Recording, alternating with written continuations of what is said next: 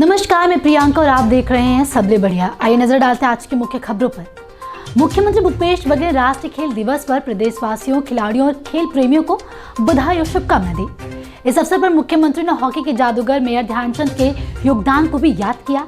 जानकारी के लिए बता दें कि हॉकी के जादूगर कहे जाने वाले मेजर ध्यानचंद के जन्मदिन को ही खेल दिवस के रूप में मनाया जाता है। इस मौके पर मुख्यमंत्री भूपेश बघेल ने कहा कि खेलों का जीवन में बहुत महत्व होता है। खेल से व्यक्तित्व में नेतृत्व, समर्पण, अनुशासन जैसे गुण विकसित होते हैं जो जीवन के हर क्षेत्र में सफल होने के लिए मदद करते हैं।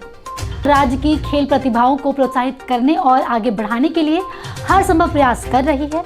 उन्होंने कहा कि यहाँ राष्ट्रीय और अंतर्राष्ट्रीय स्तर पर खिलाड़ियों को उभारने के लिए खेल विकास प्राधिकरण के गठन सहित अंतर्राष्ट्रीय स्तर की खेल अधोसंरचना का निर्माण किया गया है। इससे युवाओं को खेल के क्षेत्र में आगे बढ़ने का मौका मिलेगा।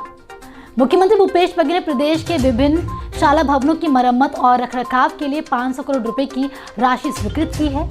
इसके साथ ही उन्होंने मुख्य सचिव को सभी शालाओं में निर्विघ्न पढ़ाई सुनिश्चित करने के लिए वर्षा ऋतु समाप्त होते ही शाला भवनों की मरम्मत का कार्य तत्काल प्रारंभ करने के निर्देश दिए हैं। मुख्यमंत्री ने मुख्य सचिव को दिए गए निर्देशों में कहा है कि प्रदेश व्यापी भेंट मुलाकात अभियान के दौरान ग्रामीणों, जनप्रतिनिधियों और मीडिया प्रतिनिधियों से शाला भवनों की दशा के बारे में जानकारी मिली थी। लंबे समय से शाला भवनों की मरम्मत के लिए पर्याप्त राशि का प्रावधान न होने से मरम्मत का कार्य नहीं हो सका है। इससे छात्र की पढ़ाई में बाधा उत्पन्न हो रही है।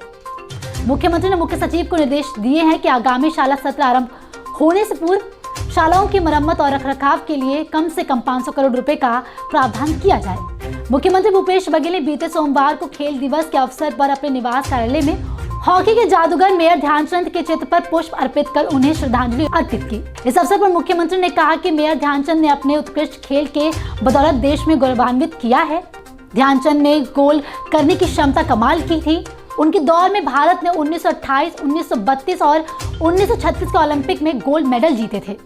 उनसे प्रेरणा पाकर आज भी हॉकी के खिलाड़ी अपना बेहतर प्रदर्शन कर देश का नाम रोशन कर रहे हैं।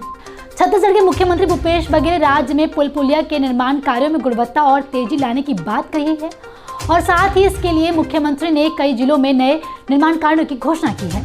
मुख्यमंत्री की घोषणा के अनुसार बता दें कि पुल निर्माण के लिए जगदलपुर, अंबिकापुर, रायगढ़, बिलासपुर, दुर्ग और रायपुर में 10 कार्यों की स्वीकृति दे दी गई है। इसके साथ ही 10 कार्यों का प्रांकलन भी भेज दिया गया है।